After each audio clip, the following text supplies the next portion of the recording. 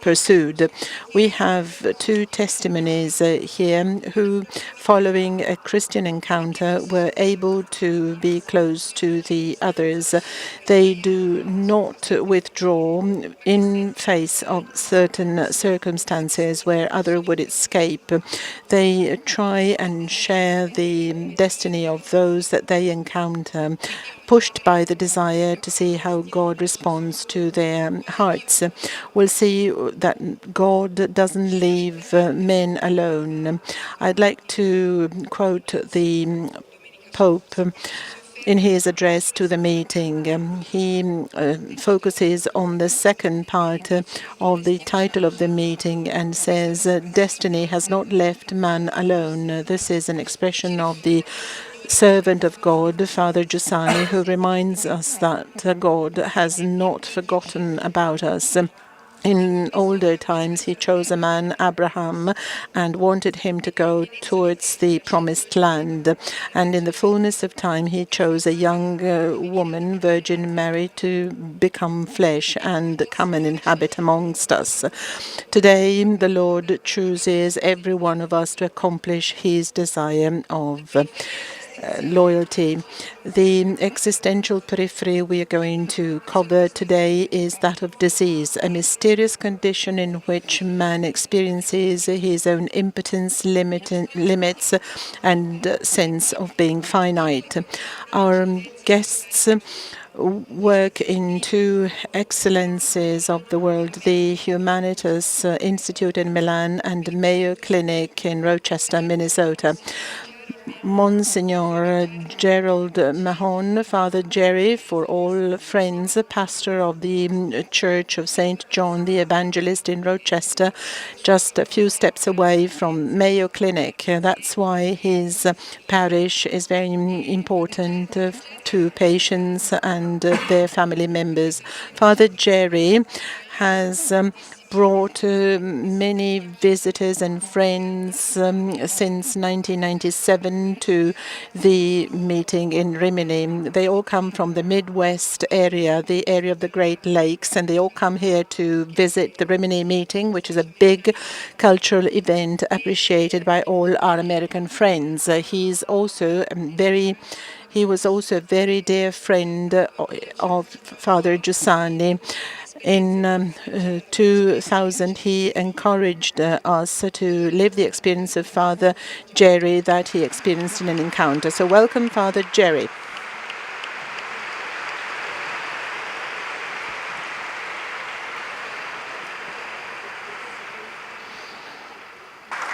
L'altro nostro ospite di oggi è Marta Scorsetti. Our other guest is Marta Scorsetti, who is in charge of the operational radiotherapy unit of the Istituto Clinico Humanitas, where she deals with patients affected by tumor, and she establishes relations with them, suggesting treatments, and every day she keeps on insisting that human beings are worth much more than their diseases. So welcome to Marta Scorsetti.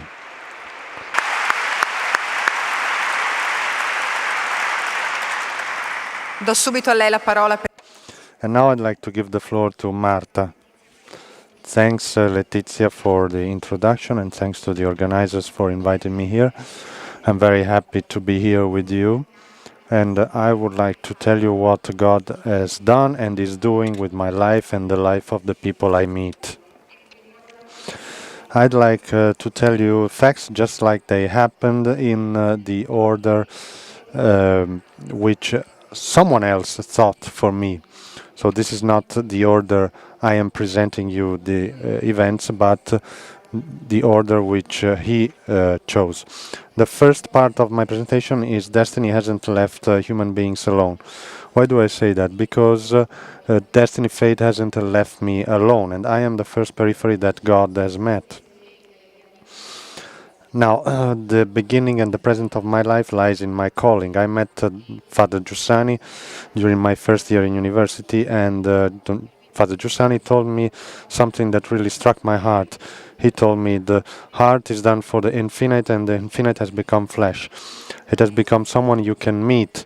And so all the beauty I was longing for finally came true. And that's when I had this calling, that is the desire to dedicate all of my life to Christ, because I saw someone who was different from the others, someone who was happy, who could love gratuitously.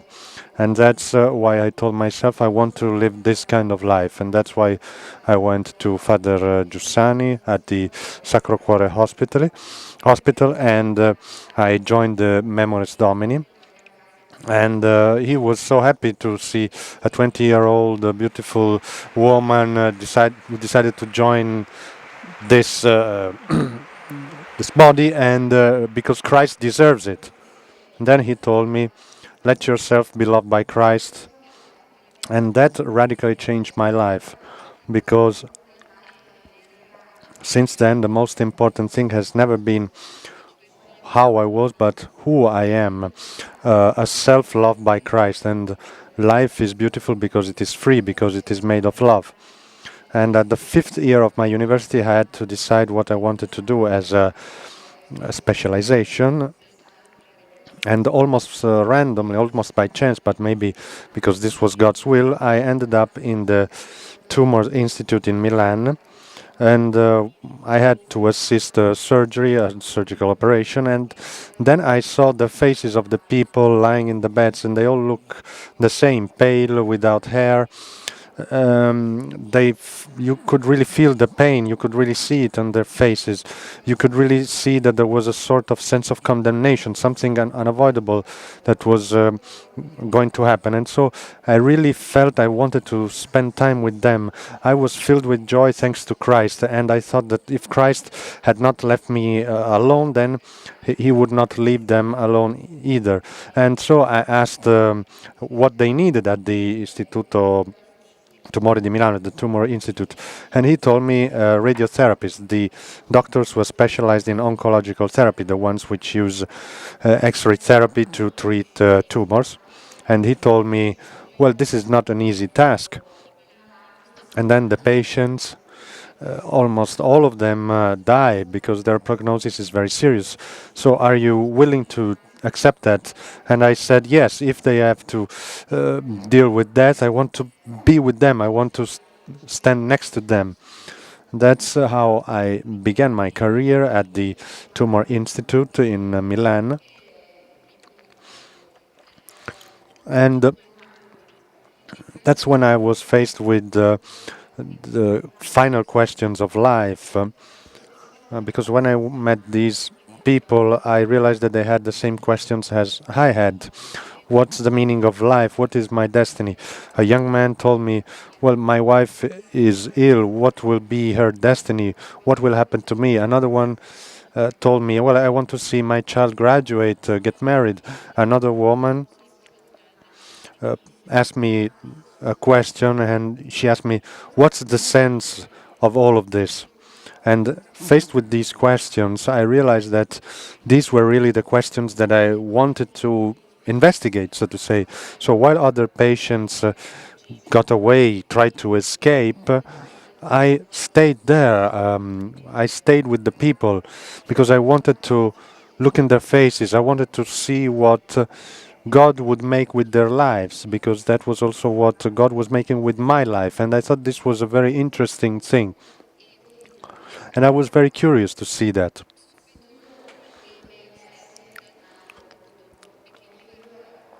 And immediately I realized that God is relationship. That is, I am in relationship with someone else who creates me.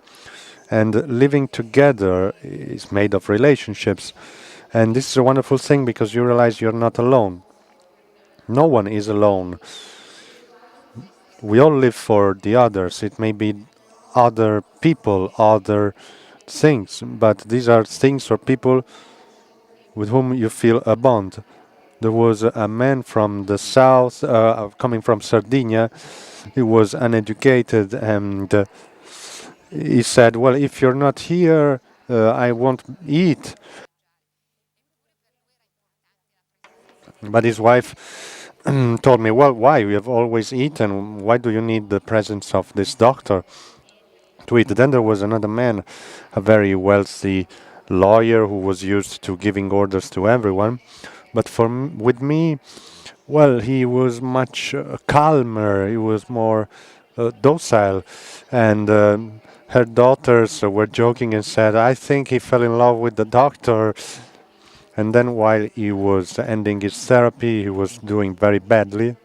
He told me, "Hal, I hope to see you soon again." And actually, a couple of days later, he came back because he had a hemorrhage, and I told him, "Well, why did you come back so early?" And he told me, "Well, yes, I wanted to see you again." And he told me, "Well, if this isn't love, then what is love?" And so the daughters looked at him, and they were like, "You wanted to see the doctor?" And he told me, "I wanted to see you because you have sun in your eyes, and someone who is dying needs to see the sun." And he told me, "But what is this sun that you have in your eyes?" And I told him, "Well, I met Christ. I'm happy. I have faith." So then he told me, "Well, now I know that God still loves me."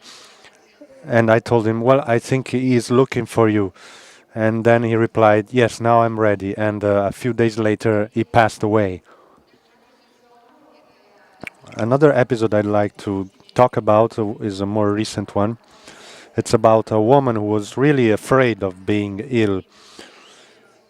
And a colleague of mine came to me and he asked me to replace him. He told me that this patient was very sick, but she didn't accept her diagnosis. Uh, don't let her discharge, don't let her go home too early. She has a dog.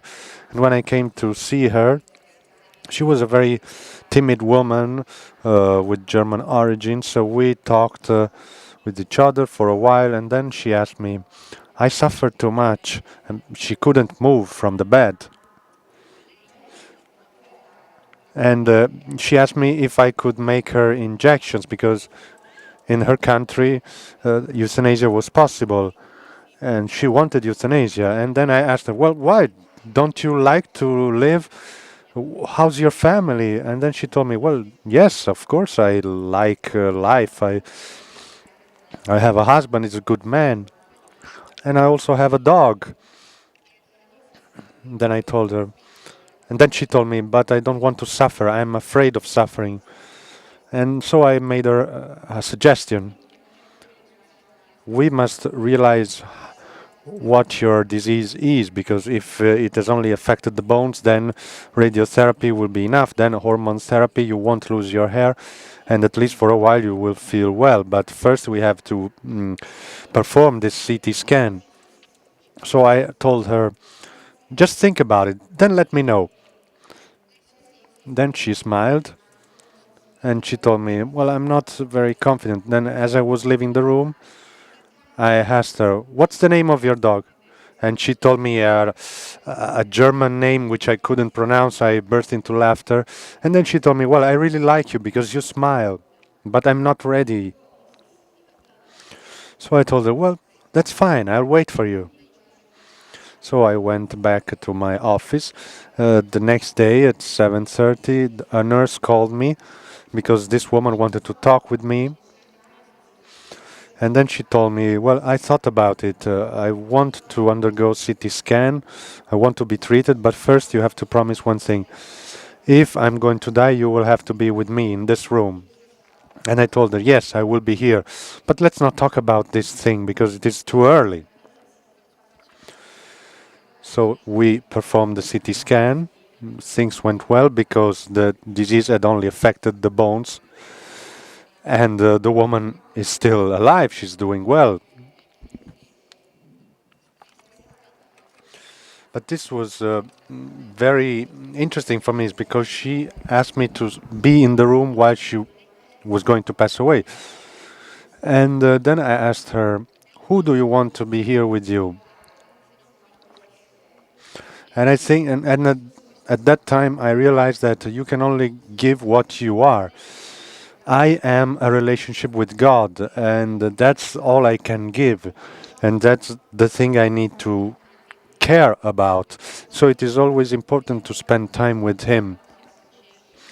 And when I was going outside, when I was leaving the hospital, since I was always working in the basement, the first thing I did was to look at the sun, at the sky. And then as I went back home, I always uh, tried to live in the present. So I didn't focus on the past, and I looked at the way Christ was responding to these answers. And it is a constant dialogue with God. It is a wonderful dialogue because He's always there with me.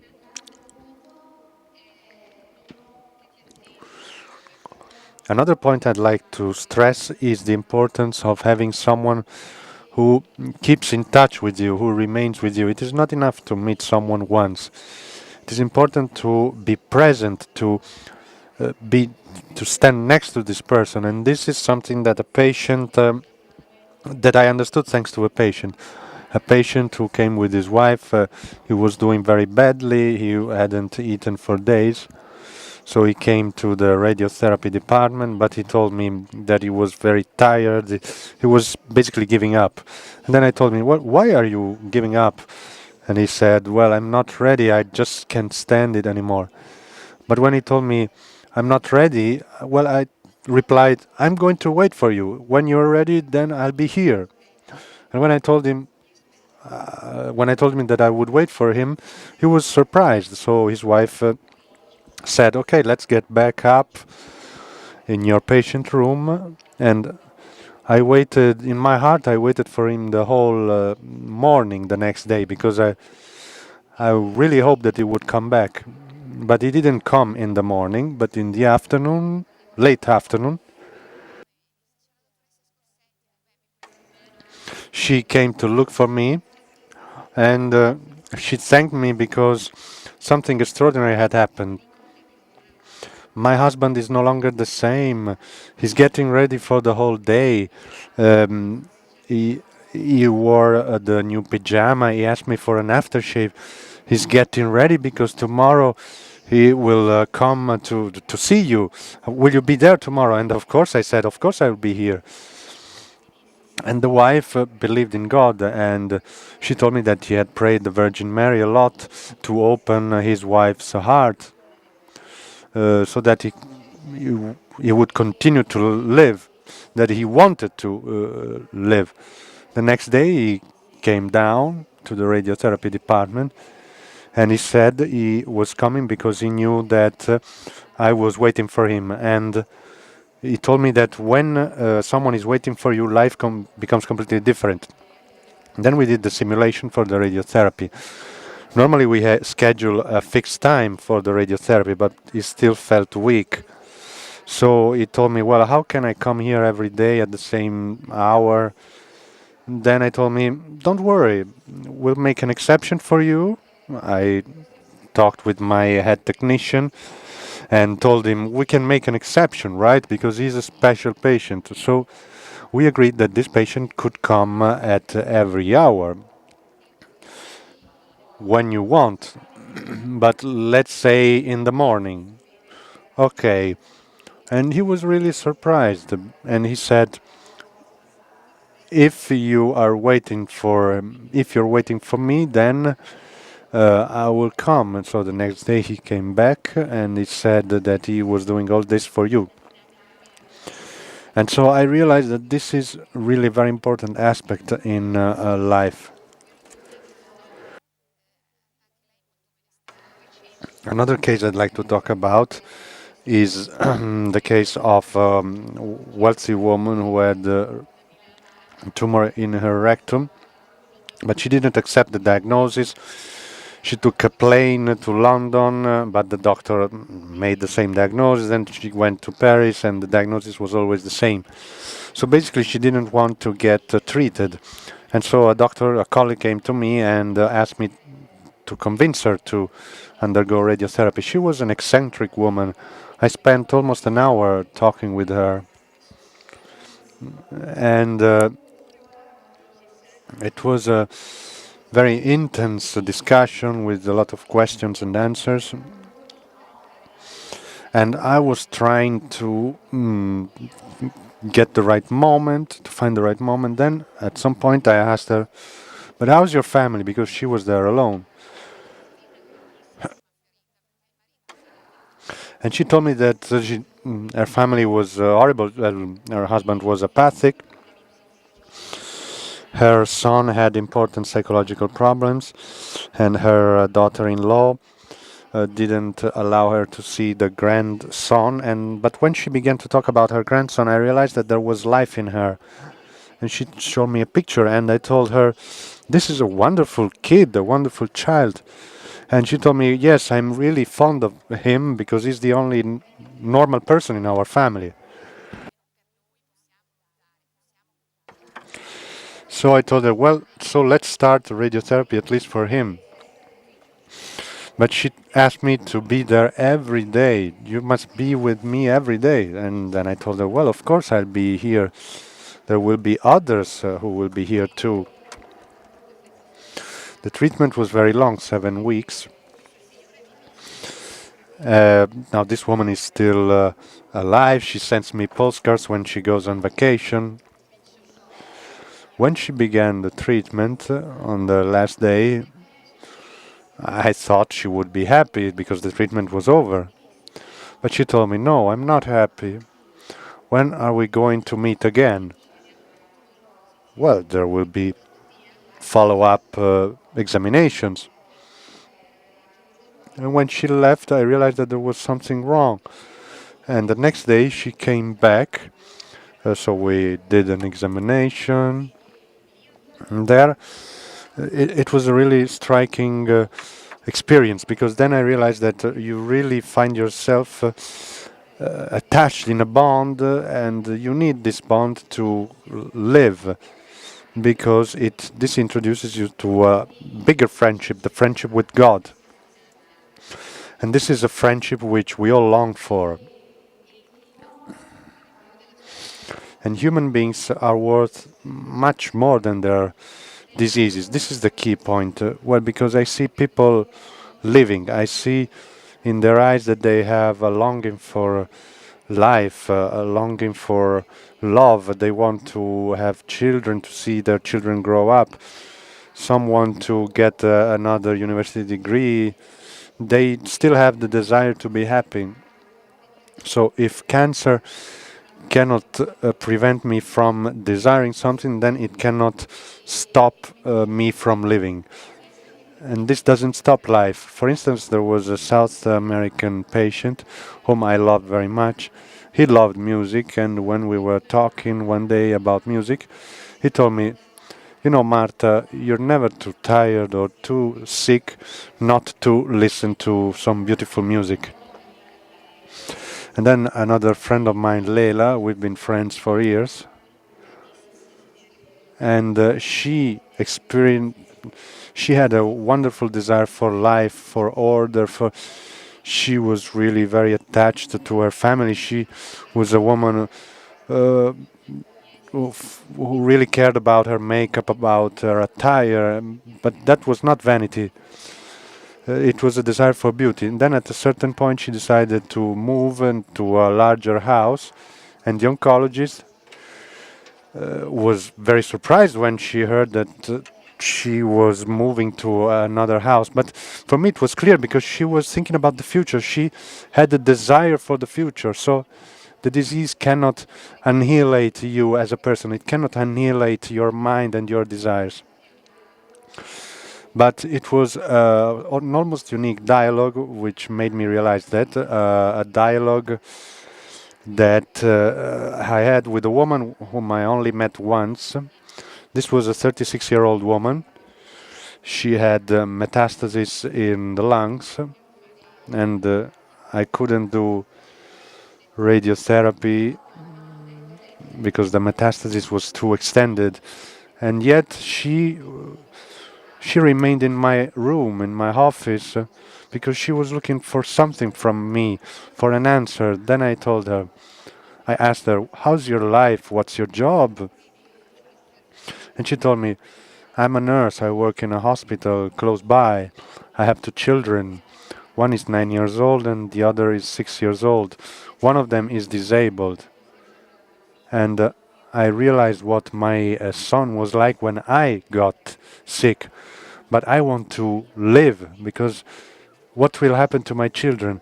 And all of a sudden, I came with this strange question: how much hair do your children have? And she was surprised, and she told me, well, I don't know. They have curly hair, certainly a lot.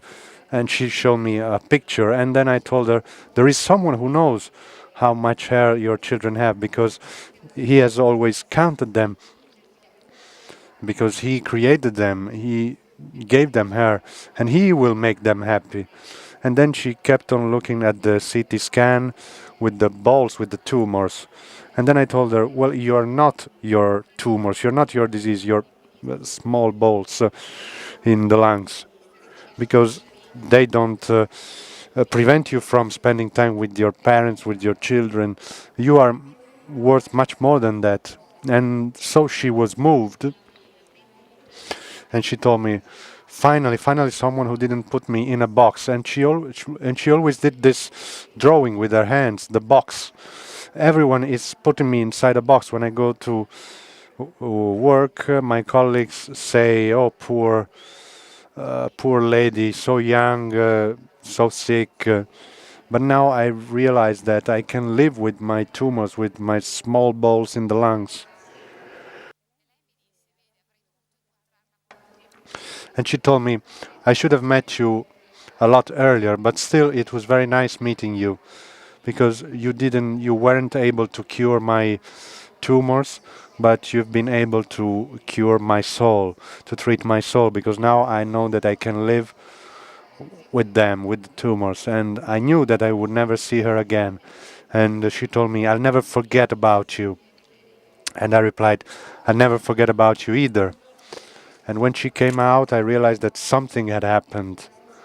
I really felt like Christ had told me, Marta, I'll never forget about you, because you've been with me, because you've seen much more than the tumors, much more than the small balls in the lungs. And this was a wonderful dialogue I had with Jesus. So, how does God change human beings? Well, he keeps on looking for human beings until the end. And I'll tell you 3 stories. Now, there was an atheist man, so he didn't go to church, but he was a very interesting person. He had a lung cancer, and then he was also affected by an infectious disease, so he was transferred to the infectious disease department. I went to visit him, and he told me, now even the infection, not only the tumor. But then I told him, well, that doesn't matter. That's nothing. I mean, you're not your infection. Then he shook hands with me, and then I told him, in 2 days it's Christmas, and that's why I brought you a gift. So I brought him a Peruvian nativity. He opened it, and he told me, Marta, the world is wonderful. I've traveled all around the world, but I've never been to Peru. I've always had the desire to visit Peru, especially during the last year, and I was really moved at that point, because I really understood the freedom of Christ, how Christ talks with every human being and sends the Peruvian nativity. Because the patient said, now I have a little bit of Peru with me, but that was Christ who came to see him. Then there was another patient, a man from Pavia, who owned a restaurant. He really loved his wife, and he asked me, Doctor, I'm a bit of a farmer, so to say, but I would like you not to be just my doctor, I would also like to be my friend. And I was really surprised, because in 20 years of profession, no one has ever asked me such a thing during the first meeting.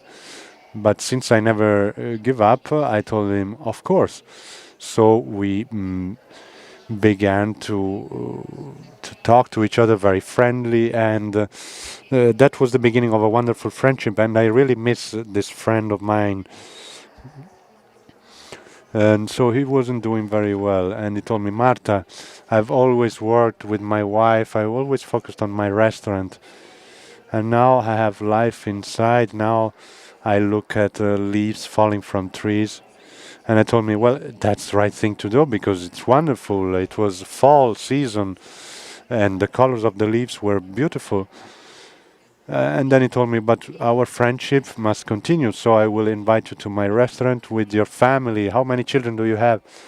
And then I told him, well, I don't have any children. Then, and he was completely astonished. No, that's a lie. That's impossible. So I told him, well, I met Christ.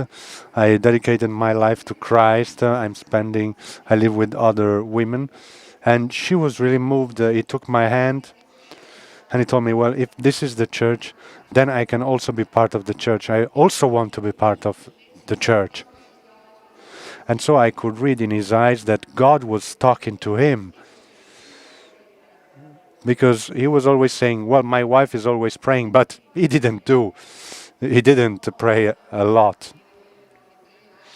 He died in February and my birthday is in January, and he celebrated my birthday. He invited me to the birthday and he wrote me a letter. Towards the end of the letter he wrote something wonderful. Marta, you not only treated my body, but you also treated my soul. Because now I know that when God calls me, I won't be alone. You'll be with me, with my wife, with the other doctor. And I will continue to do what God called me to do. And that's when I realized that God had met him and had changed him. So death is not the end of everything, but it is God who calls you to spend eternity with him.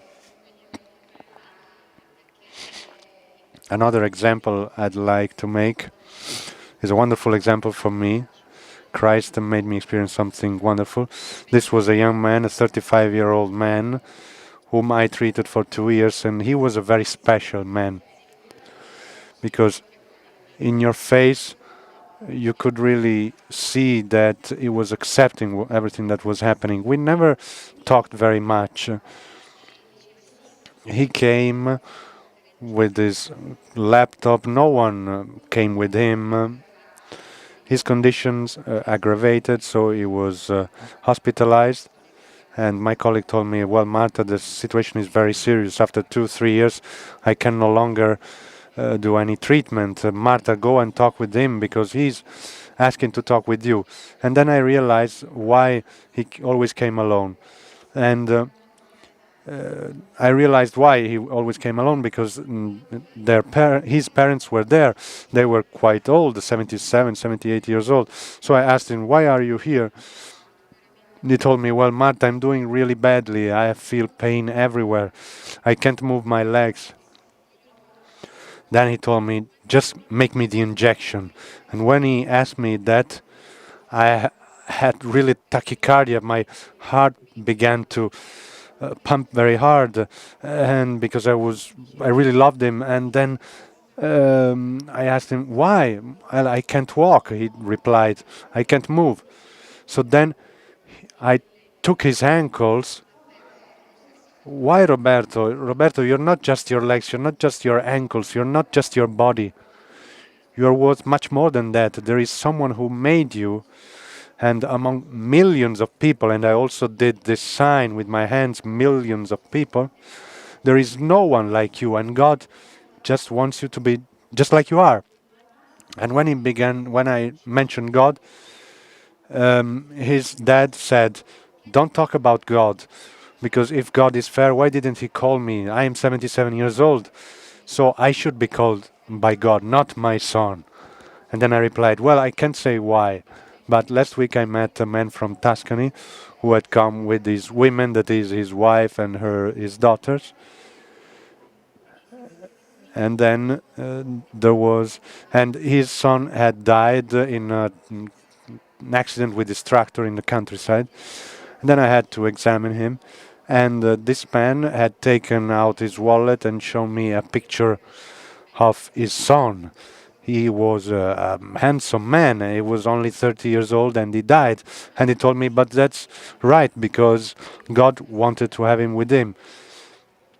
And his wife said, it's not that we don't believe in God, but we wanted to make so many things, and we had plans. And when Roberto got sick, we stopped going to church. We were a bit angry with God, and now we wonder what is will God say.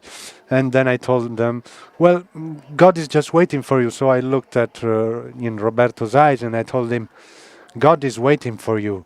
You are very important to God. He's waiting for you. And in the moment, Roberto was calmer, so his face had completely changed. So I told him, let's adjust pain therapy. We can't make radiotherapy anymore. Tomorrow I have to leave, and then we'll see. Is it okay with you? And he told me, smiling, yes, it's fine. And I could see his smile once again. And while I was leaving the room, I was really moved, because I thought, if I were him, I would be desperate for the pain. But he said, yes, it's fine.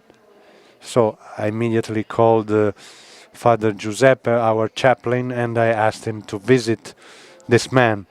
He told me, well, I don't know him. But then I replied, well, that's fine. So I left for the Congress on Friday. On Monday, as I came back, my colleague told me that Roberto had died on Sunday, but he didn't tell me anything else. And he said that as if this was a defeat. I was going to the cantina and I met the priest, the chaplain, and I asked him if he had visited the man. And he told me, well, something wonderful, something moving happened. I confessed all of them, all the four of them. The young man, his mom, his dad, and his brother. At that point, I really began to cry. But then, joy, I was filled with joy. That because that meant that he was in heaven.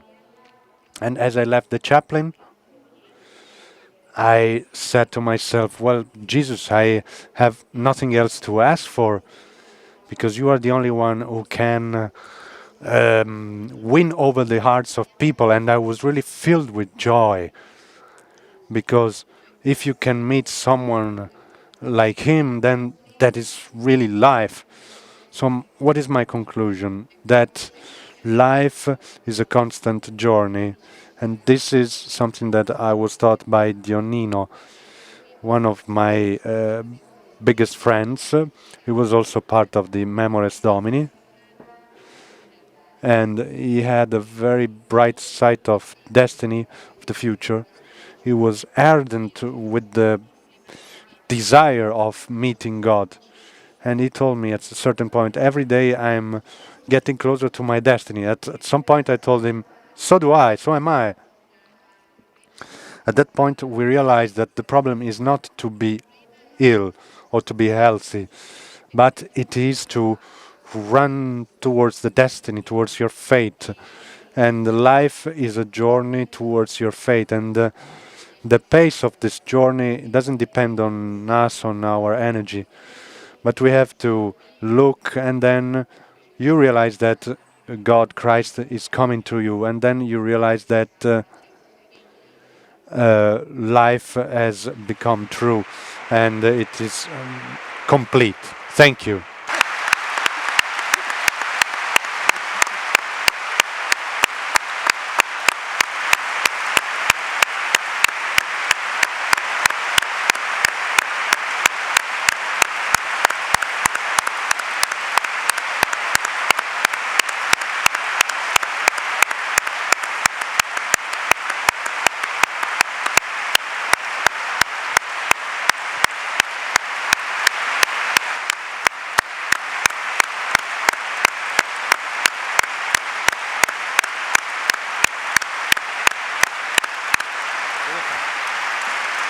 A te la parola, Father Gerry.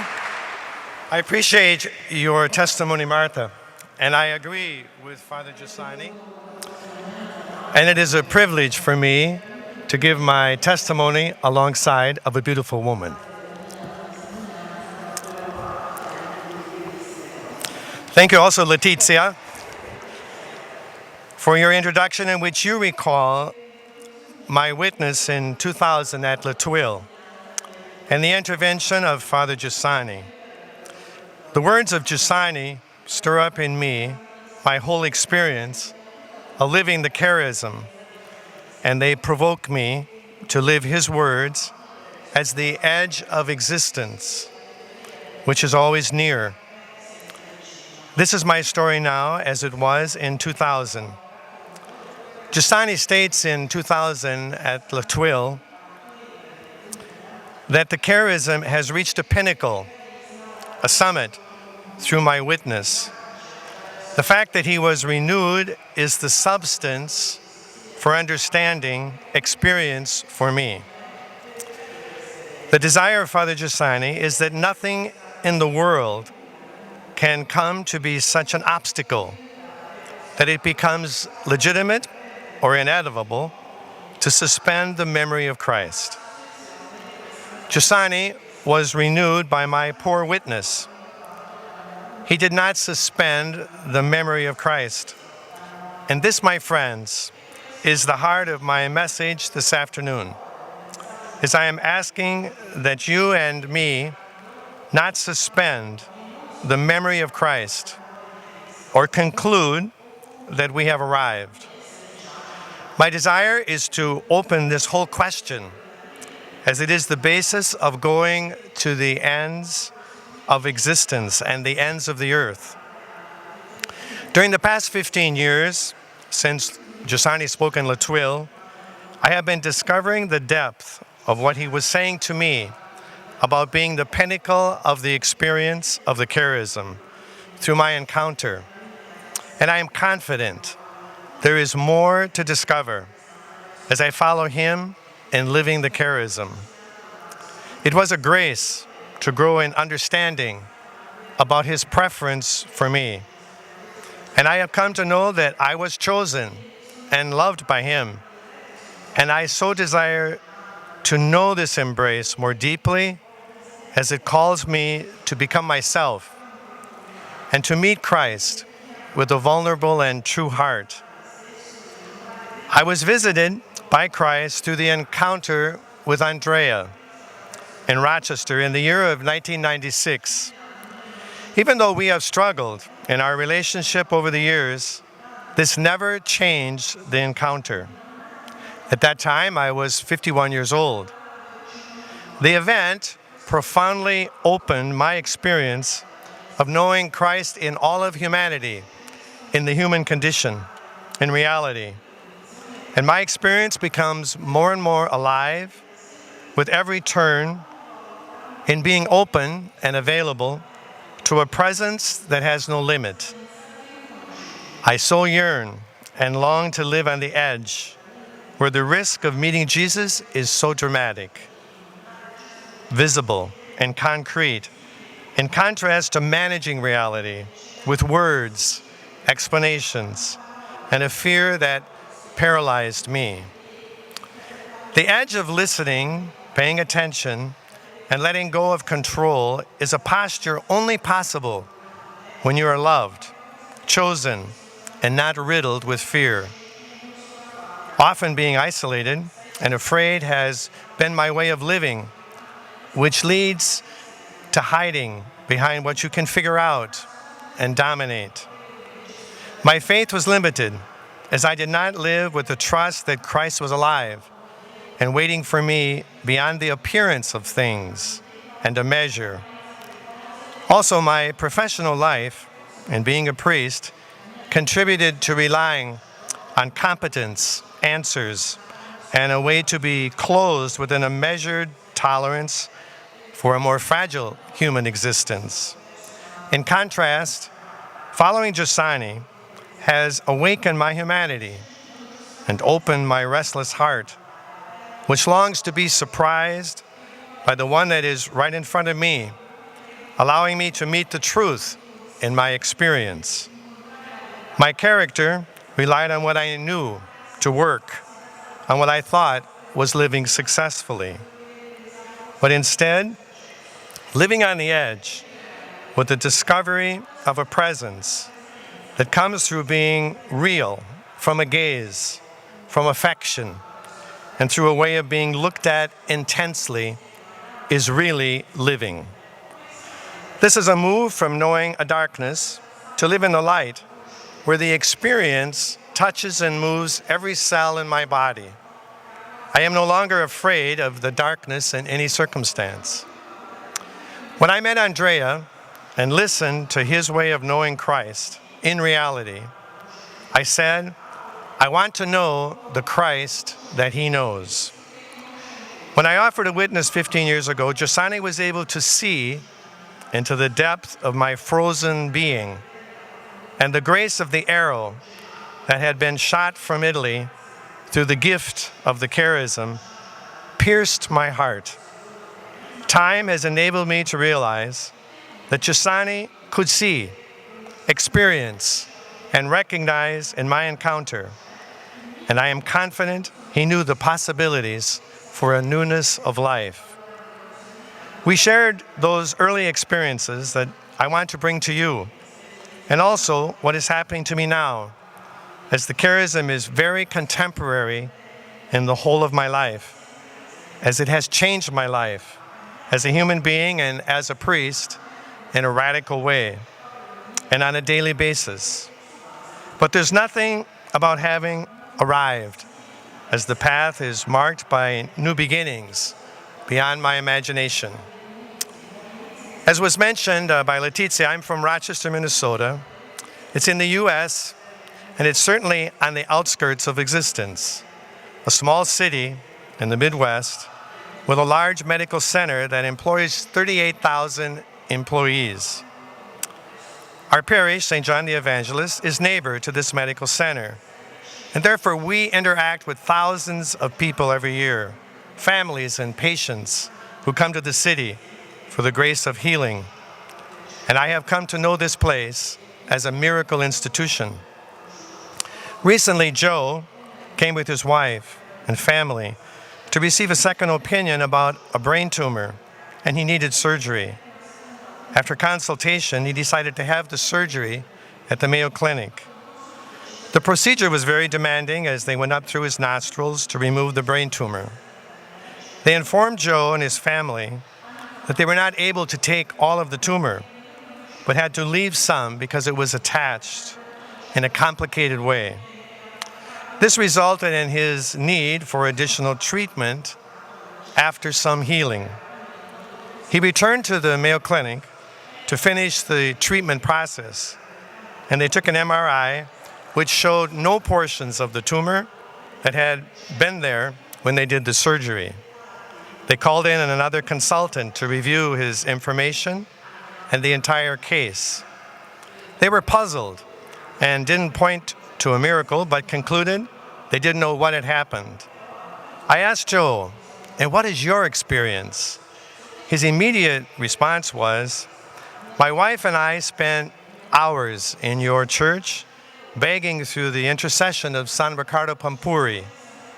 He was the real doctor for us. The mystery had arrived at the periphery of the world. Joe, whom I knew earlier and who lives the charism, asked me to recall for him how the statue of Riccardo ended up in our church. As many of you know, this Italian doctor who died in 1930 and was canonized by John Paul II in 1989 was a dear saint friend of Father Giussani. In 1999, I visited Giussani, and at that time, I had been diagnosed with cancer. After our visit, which was focused on Studium Christi, a group of priests that was generated in following the charism, we went to pray for Father Giussani at the tomb of San Riccardo. Vita was part of the group.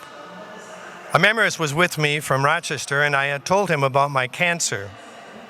And together we prayed through the intercession of San Riccardo.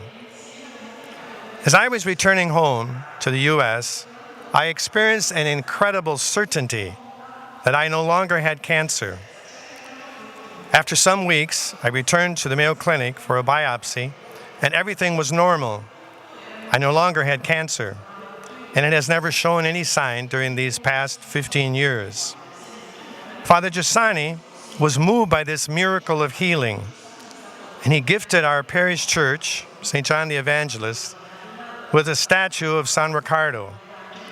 It was hand-carved in the Dolomiti with Riccardo sitting in a chair, very approachable, as the patient moves to be embraced by this saint. This recalls the real origin of these signs and gifts of grace that radically changed my life. A story from the edges. There are countless stories of healing through the grace of Riccardo. A man from another part of the U.S. came to Mayo for a serious operation, and it resulted in his being put on a ventilator. The medical team indicated that his death was approaching, as he was declared brain dead, and I encouraged the family to face this fact. The 7 children, with their mom, came to our church on Sunday morning with the awareness that they were removing the ventilator in the afternoon and Dad would die. They asked me what else they could do, and I invited them to stand in front of San Riccardo, all 8 of them, and beg for the grace of healing for their dad. Later that afternoon, when they were scheduled to remove the ventilator, Dad started to improve and eventually returned to complete health and lived several years. I know this experience of certainty, beyond words and explanations, and living on the edge. Clearly, I can ask the question, what does it mean to be embraced by Giussani? What happened in that encounter is happening today. And I want to share more about the fact that I did not create something on my own, but I was struck at the core of my being by a presence that provokes me and moves me to be true to what I met. In meeting Giussani, I discovered his passion and interest for priests, and he encouraged me to begin a Studium Christi, a fraternity of priests in Rochester. Honestly, I was a little reluctant and scared because I didn't know if I would be so capable to communicate what had happened to me and what was continuing to happen in my daily experience of meeting Jesus in the people I serve. There was a group of priests that went skiing in Colorado every year, and I didn't know it so well at the time, but now I have conviction that destiny has not left man alone, as these priests, who were in so many ways alone and searching for companions, were open and available. We knew how to be companions on a ski trip and having a whiskey and a cigar. But obviously, we were searching for more. And then there was the embrace of Giussani.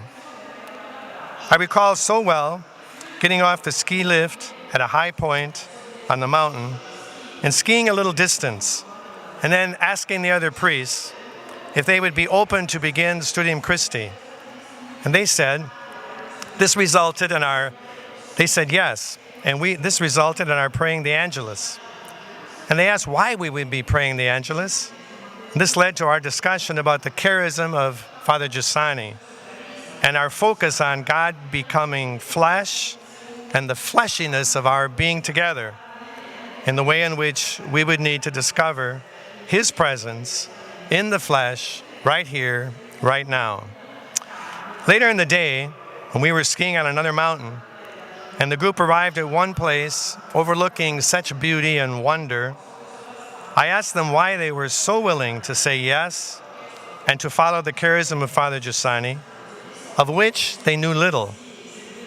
And their immediate response was, because we have seen you change, and in light of your new way of being, it's easy to take the risk. And we don't really understand, but we know it to be true. They were following an experience, just like the disciples, who entered into a deeper life through an encounter with Christ. I was so moved and grateful that they trusted what had happened to me. For many years, I always concluded that I didn't understand the text and the lessons of Father Giussani in the way that I wanted to. But I never had any doubt because my understanding ultimately came through my experience that holds true to today. Because I have a wealth of experiences that point to the charism, and they are contemporary with every week that passes.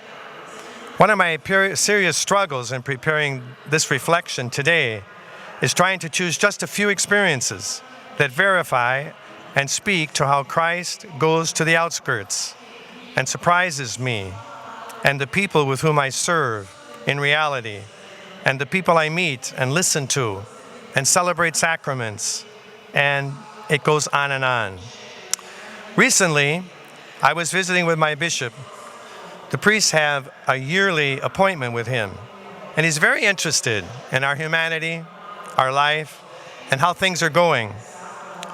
When I have my visit, he always asks me about communion liberation and the charism of Father Giussani, because he truly wants to understand.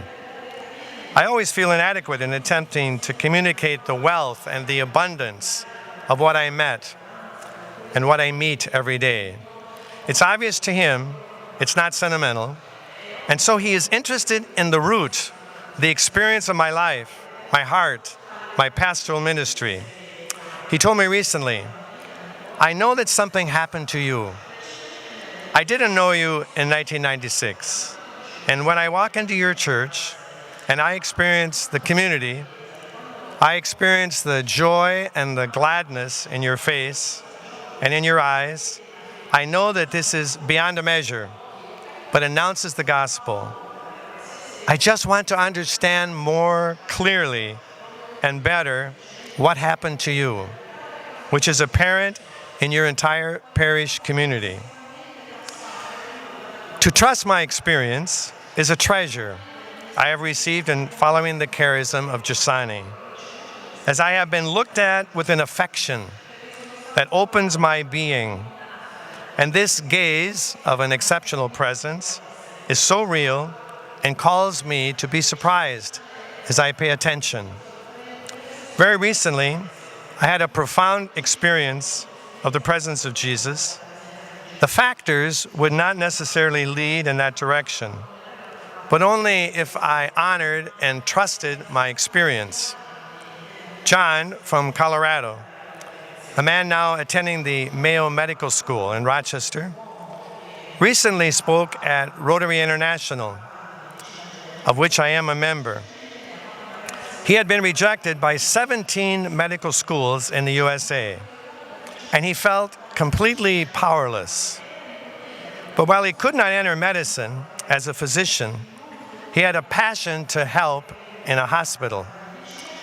John discovered a host family opportunity north of New Delhi, India, where he could live in the slums and use his pre-med studies to help physicians and care for patients. This is a real slum with thousands of people living the worst possible conditions.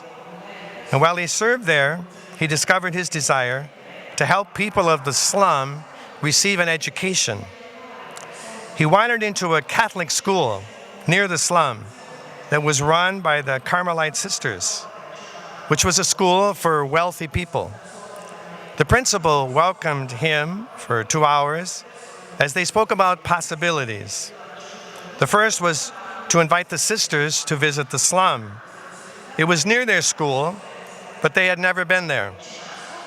Keep in mind, John was not a particularly religious person, but a desire in his heart moved him to search for another, and he offered a prayer to whomever that other might be. He asked the sisters if they would accept 3 students from the slum in their school of 1,000 students for the wealthy. They said yes, and the students excelled, and there are now 200 slum children in that school.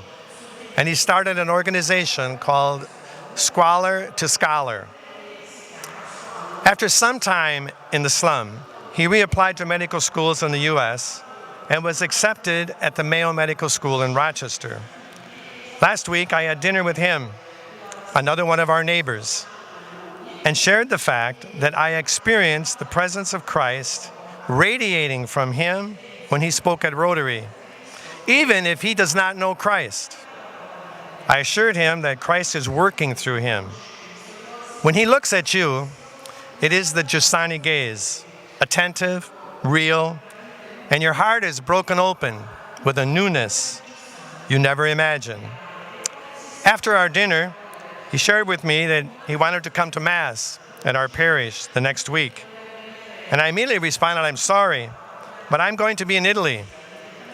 He responded, that's fine, I'll still come.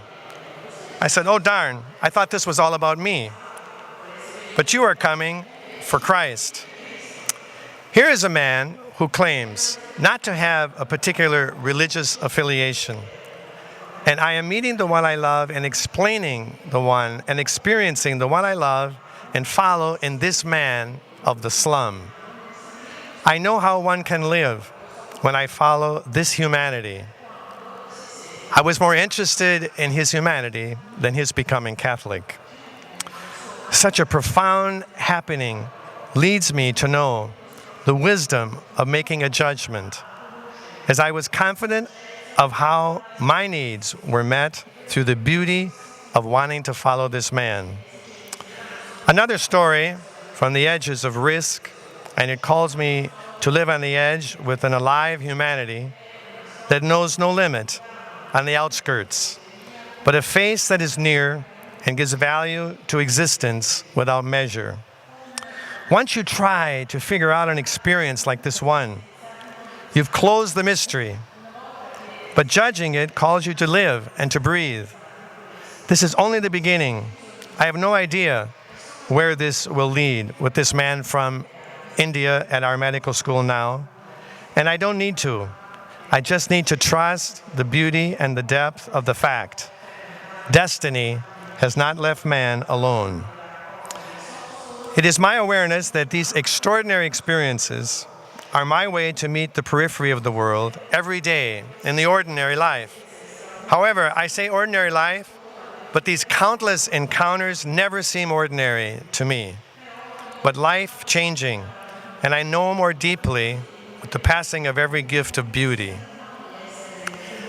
A recent visit with a couple preparing for marriage awakened me on a late afternoon when I was wishing my appointments were over, and my thought was to try and finish with them in rapid time. But I ended up being so moved by them, I had no interest in time. George is a cardiology resident at the Mayo Clinic, and his fiancée just finished dental school.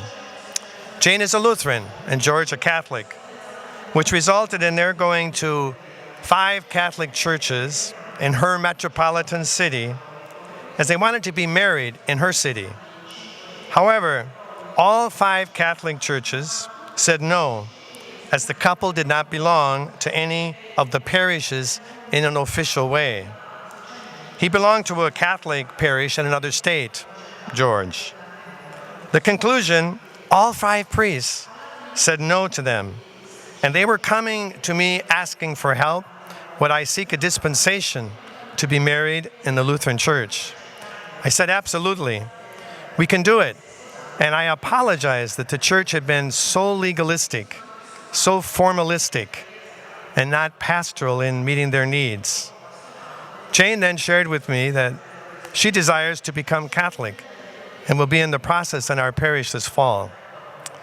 This approach by those dear priests is not going to the periphery of the world, but staying closed in our little circle of formalism with a narrowness that does not allow one to live.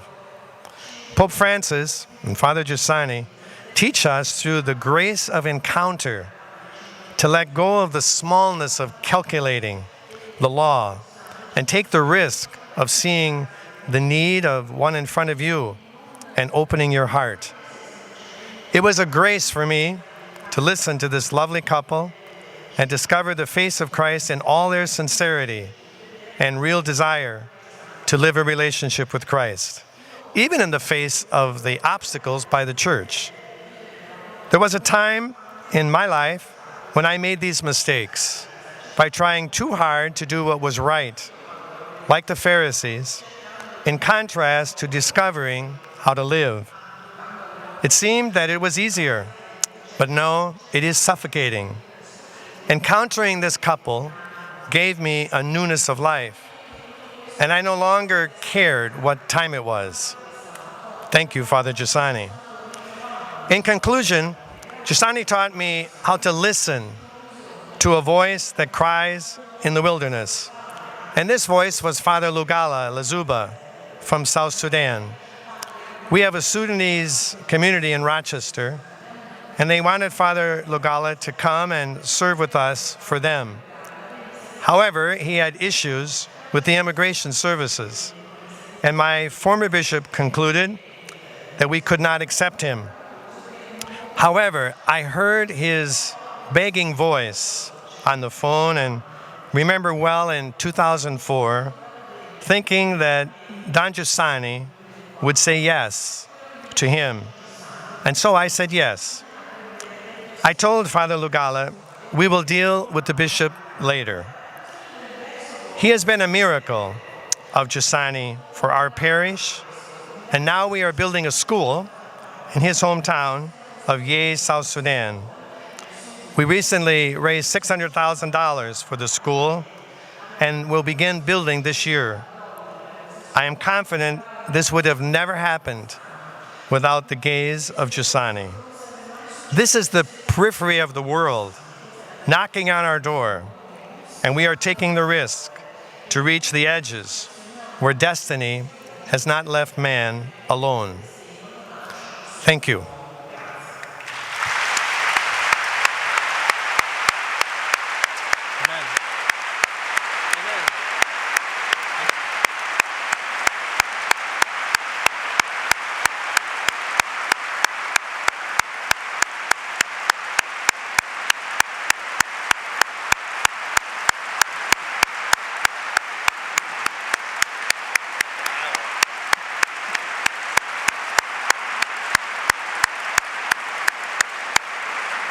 Grazie di cuore per queste due. Thank you very much for your wonderful speeches, which were truly heartening and which really show us how much faith can give to us. Life is not only doing, but also being with others. This is what Marta told us. Thank you very much for participating.